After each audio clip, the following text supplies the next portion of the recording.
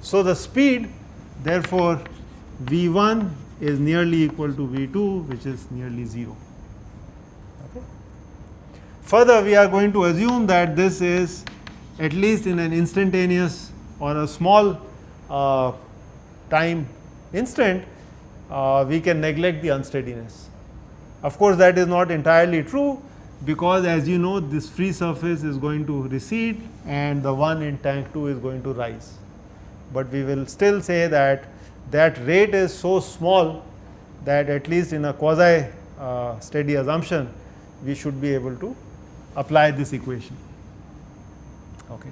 The flow is of course incompressible, and the free surfaces, so P1 is actually same as P2, and there is atmospheric pressure. So, atmospheric pressure on the free surface 1, atmospheric pressure on free surface 2. If I do that, then this term goes away, okay. This term cancels out on both 1 and 2, and so I simply get Z at 2, which is 5 meter. So, I have therefore 5 meter. So, this energy equation would imply that 5 meter is equal to, this term goes away, this cancels out with this, Z at 1, which is 40 meter, and I have a head loss which is HL. And therefore, this implies that my head loss is 35 meter. Okay. Now, I ask myself, who contributes to this head loss? So, obviously, if I look at this diagram, I have a pipe. So, let me list the things here. So, I have a pipe which is about 200 meter long, and then I have the fittings. Okay, so I have an entrance, okay, but with a rounded edge. So that's 1. So maybe I number them. So this is 1. Then I have a gate valve, which is 2. Then I have an elbow, which is, I am numbering number 3.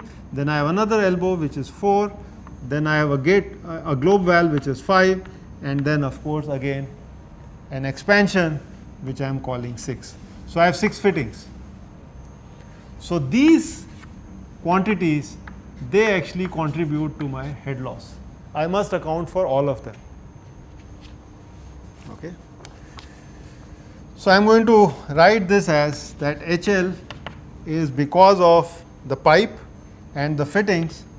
So I will just summarize it in this manner, that I going from 1 to 6, this is the loss factor Ki times Vi square by 2G, plus the loss because of the pipe. So this is the Darcy's friction factor inside the pipe times L by D plus V square average by 2G. Okay. Now the next task is to estimate these Ki's and F. And once I do that, I know HL, and then I could probably get the value of the speed. So let me make a small table here about I and the Ki, the different fittings. So this is, I have 6 of them. So the first one is a contraction.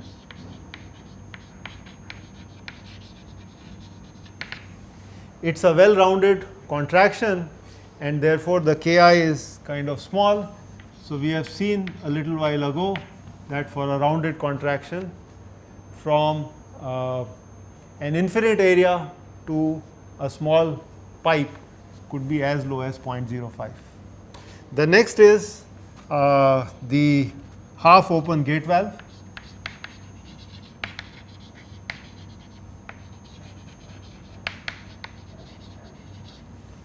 And for this, the number is 5.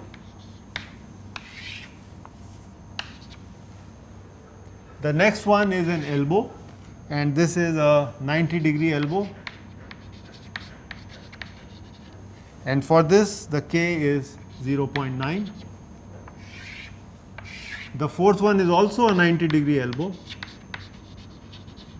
which is again 0.9. The fifth now is a gate valve, a globe valve. So this is a fully open globe valve. And a globe valve has huge losses. So this one would be 10. Okay. And then of course you have the exit, which is 1. So if I look at summation ki, I going from 1 to 6, I need to add them up, and that is 17.85. So I could therefore write that my head loss, which is 35 meter, is actually equal to 17.85. Now I'll argue that the speed throughout the pipe and throughout the fittings is identical. So it's exactly the same diameter, which is 5 centimeter. Okay. In fact, we have already said that when we go through expansion or a contraction, it is the narrow region which actually matters. So it is V square by 2G. And for the pipe, I am simply going to write this as F times L. So the length of the pipe is 200 meters, and the D is 0.05 meters, it is 5 centimeters, and this divided by V square over 2G. If I can estimate F for the pipe, then I should be able to get what is V square, and therefore V. So now I'll have to use the Moody chart. So this is an iterative process. So what I'll do is I'll assume that flow in pipe is fully turbulent.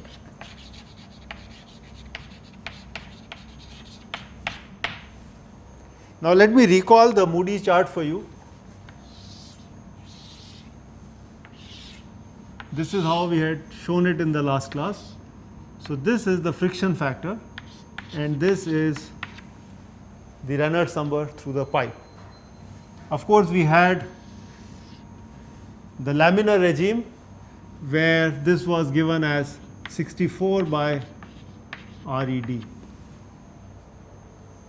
And then somewhere here the flow transitions to a turbulent state, and then at a large RE it becomes fully turbulent.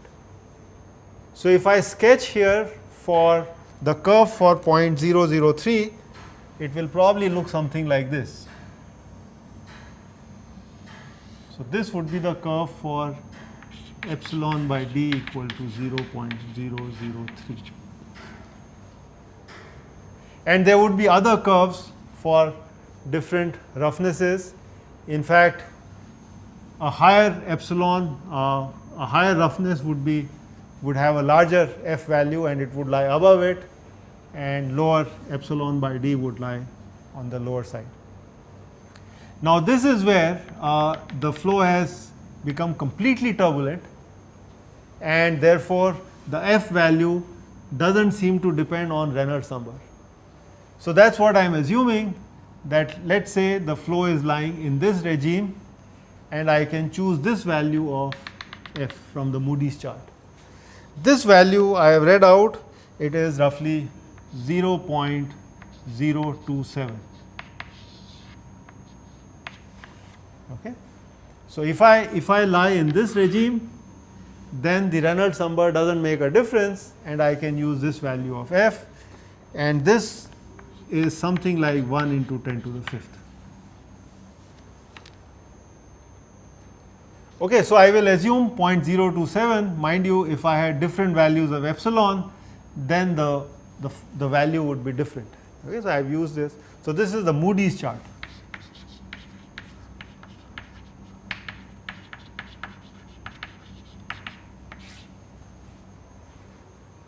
So I plug that in here, and I would get V square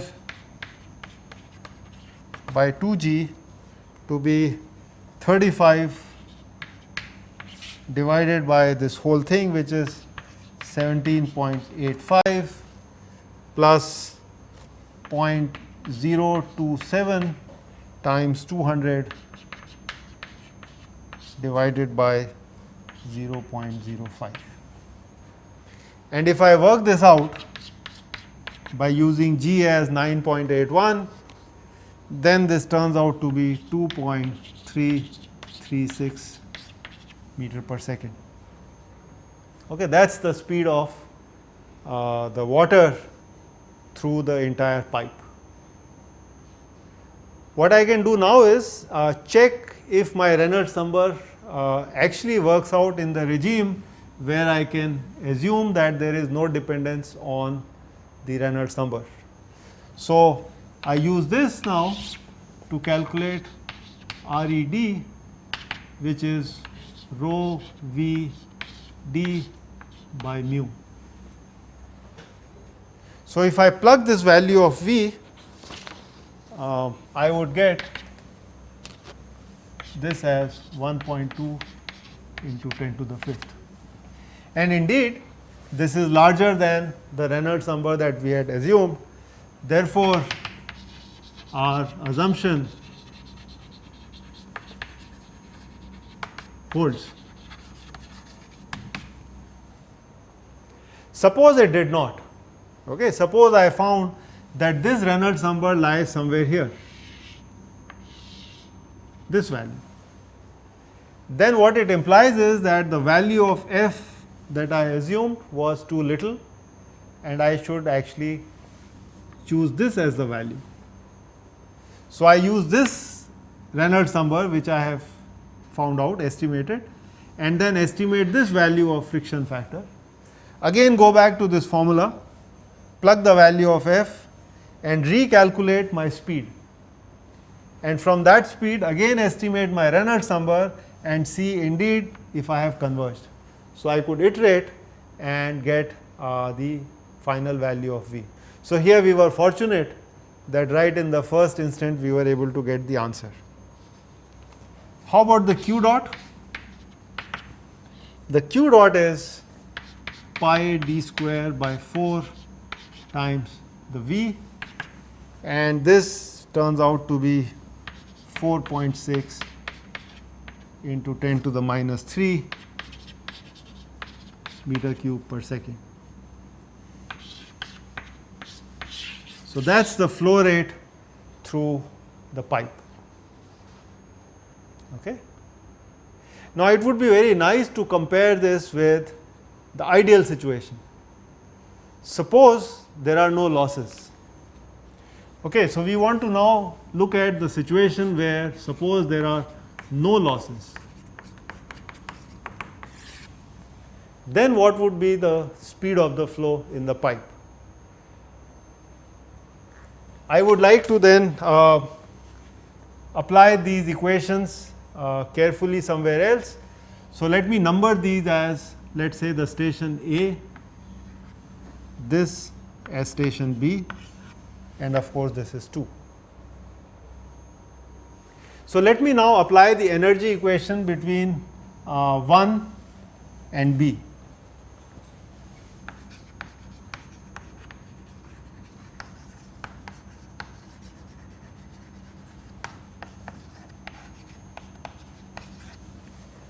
So, this point, the free surface, and B is the entry to the reservoir. I could use some other points as well, but let me just try this out. So, this would be then B, and this would be 1, and there are no head losses because I am looking at an ideal situation. So, let me estimate now the various quantities. I will use the same assumption that I have a very large reservoir. So, V1 is 0. Okay. Further, P1 would be P atmosphere. Let me assume that this height is h1. Okay. So, I can now estimate what is the pressure at location B, and of course, I can also estimate what is the Z at location B. So, Z at location B would be simply 5 meter minus h1, right, and Pb, the pressure here, I will assume that it would be the same, of course it is an assumption because there is a flow here, but I will assume that the pressure is primarily hydrostatic, and that is simply P2 minus this. So, it is P atmosphere plus the hydrostatic head, which is rho g times h1. So, now I plug in the values. So, at the station B, so I have V square by 2g. The pressure I am going to call it as P atmosphere by rho g plus, of course, I have h1 here, and as far as the Z is concerned, at location B, the Z is simply given over here, which is 5 minus h1. So, this is now equal to the quantities on station 1, which is over here. So, the velocity is 0, the pressure is atmospheric pressure by rho g, and my Z is 40 meter. And you will see this cancels out, the P atmosphere term cancels out, and I am going to get V square by 2g is actually 40 minus 5, which is 35. Okay. And if you evaluate this, then V would turn out to something like 26.21 meter per second. Okay. So, if I had no losses, the rate of filling of the reservoir at lower height would be much larger. So, Q would be much larger. Okay. Q is actually the velocity times the cross sectional area, but if you had losses, then I have only 2.3 meter per second. So, it is about a 10-fold reduction in speed. So, I hope this problem illustrates to you how to take care of fittings. We will now stop here, and we will move on to the next topic in the next session. Thank you.